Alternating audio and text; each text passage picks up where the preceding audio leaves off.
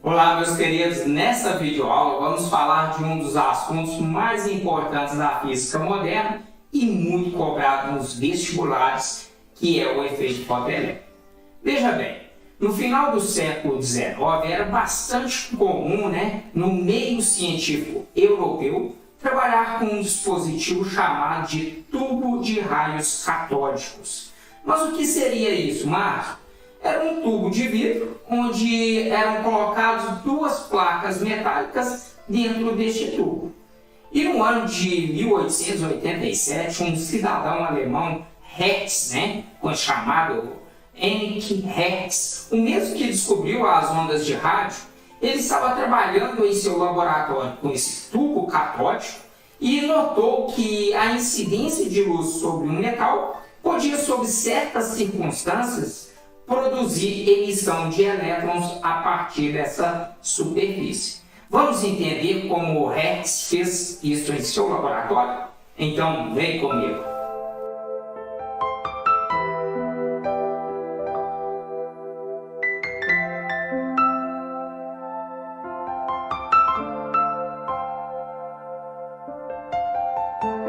Pessoal, veja aqui a nossa arte representada por um gerador ligado a um tubo de raios catódicos percorrendo uma corrente elétrica.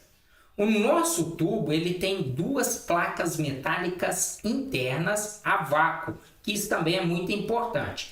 E o nosso circuito, nós temos aqui um amperímetro para a leitura da corrente elétrica. Em seu experimento, Hertz percebeu que quando iluminava a placa com luz monocromática violeta, elétrons eram ejetados e sofriam uma repulsão dessa placa aqui. Ele achou isso estranho e resolveu desligar a luz. E ligando novamente a luz, percebe que os elétrons eram ejetados novamente dessa placa. E isso é o efeito fotoelétrico. Ou seja, é a ejeção de elétrons de uma placa metálica quando uma radiação eletromagnética incide sobre ele. Essa é a explicação para este fenômeno físico. E quando os físicos descobrem algo novo, começam a pesquisar do porquê isso acontece. Quais são as propriedades deste fenômeno físico e, principalmente, o porquê ele está comportando desta forma. E três características foram importantes nesta pesquisa de Hertz. A primeira propriedade foi que não é com qualquer onda eletromagnética que o efeito fotoelétrico ocorre. Então eles perceberam que não é com qualquer cor que os elétrons são estimulados a ser expelidos por parte da placa. Isso acontecia somente com radiações com frequências mínimas, que os elétrons eram ejetados desta placa aqui. A segunda propriedade também importante é que o efeito fotoelétrico ocorre na hora em que a placa é exposta à onda eletromagnética. Ou ele não ocorre mais. O que isso significa, Márcio? Significa que ao emitir a luz na placa aqui, o efeito fotoelétrico não acontecer no mesmo instante que você está incidindo a luz, ele não vai acontecer depois, mesmo que você fique iluminando a placa. Isso é muito importante.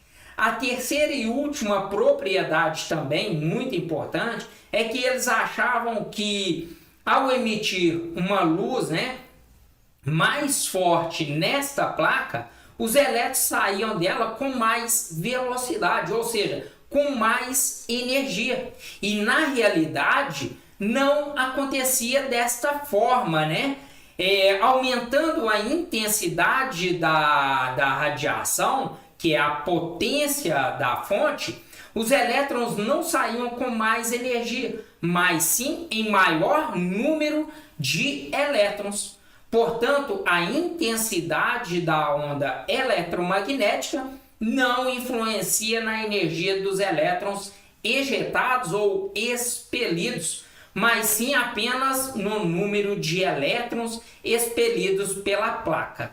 E isso é o que nós chamamos de fotoelétrico. Pessoal, essas são as 3 propriedades do que é o efeito fotoelétrico.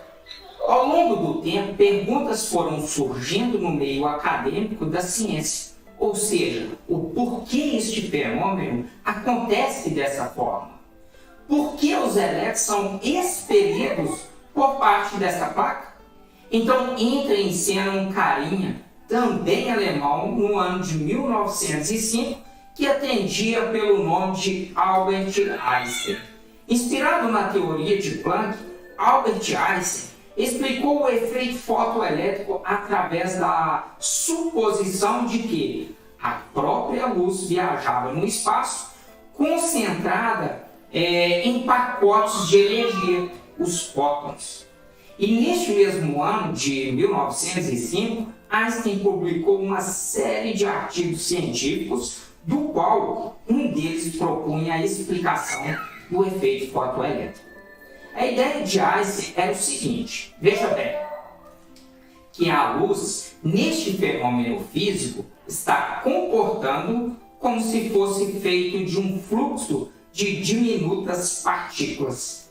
E essas partículas, quando batem contra os elétrons de uma placa, transferem energia a eles e, consequentemente, eles conseguem ser arrancados da estrutura atômica. Vamos fazer uma analogia com um jogo de bilhar, para a gente poder entender essa situação. Ou seja, um jogo de sinuca. Quando você dá uma tacada na bola branca, ela colide com outra bola, vamos se dizer uma bola preta, a bola branca transfere energia para a bola preta, fazendo ela sair da inercial inicial. Ou seja, a proposta de Einstein é que neste fenômeno físico a luz está apresentando como um comportamento corpuscular. E isso gerou uma grande discussão no meio científico. Portanto, no efeito fotoelétrico, a luz se comporta como se fosse feita de um jato de fluxo de pequenas partículas. E essas partículas que supostamente vinham compor os átomos são chamados de fótons. Outra coisa importante é que estes fótons são partículas muito pequenas mesmo, né? Que não têm carga elétrica e não possuem massa. Ou seja, os fótons não são desviados por campo elétrico e nem por campo magnético, pois não possuem cargas e não são desviados por campos gravitacionais porque não têm massa. Bem simples mesmo. Meus queridos, por que isso gerou grande desconforto dentro da ciência? É porque até neste momento imaginava que a luz é uma onda. E estava muito consolidado de que essa ideia da luz seja um comportamento ondulatório. Até chegar esse carinha chamado Albert Einstein, que através de experimentos do qual foi comprovado. E Einstein diz que neste fenômeno a luz está se comportando como uma partícula. Mas surgem as dúvidas. Afinal, a luz é uma onda ou a luz é uma partícula? De acordo com Einstein, o que acontece é que há momento em que a luz se comporta como uma onda e tem momento em que a luz se comporta como se fosse feito de partículas. Dizem que em algum momento da história, um sujeito afirma que a luz é uma ondícula.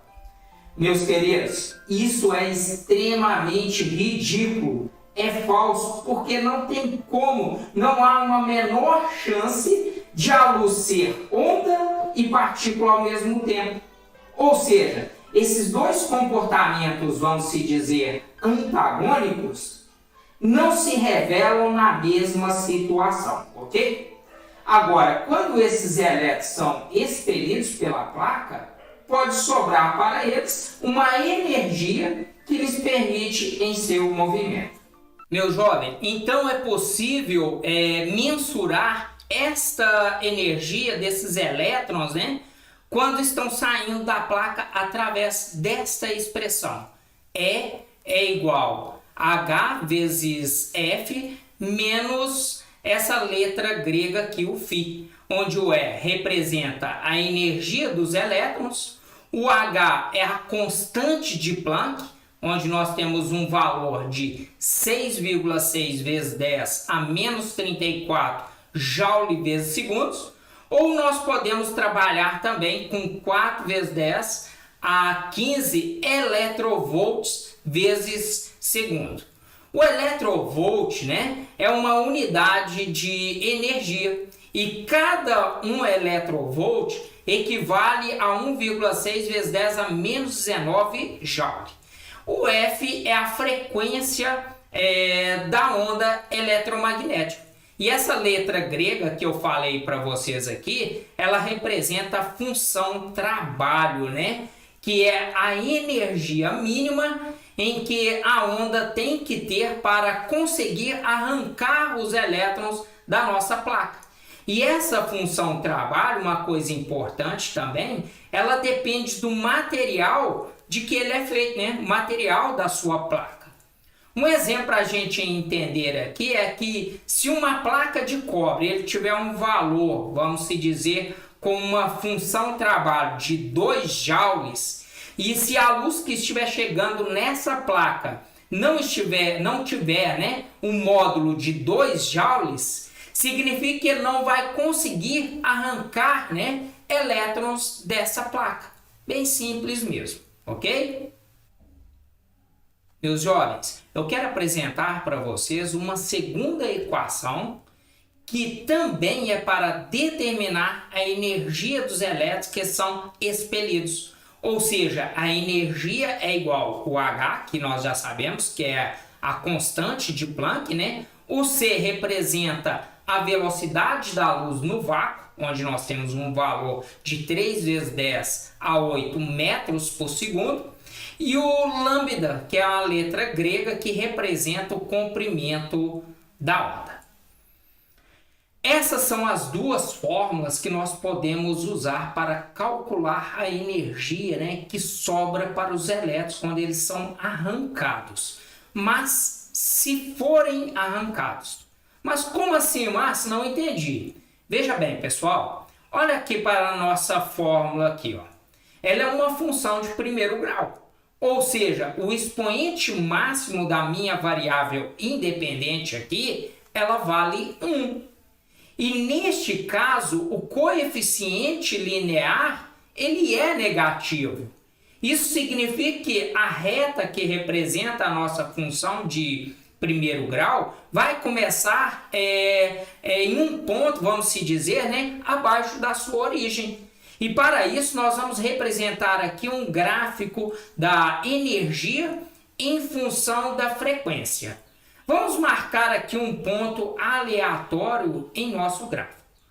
Olhando para a nossa fórmula aqui, ó, quem faz o papel do coeficiente angular? O que vocês acham?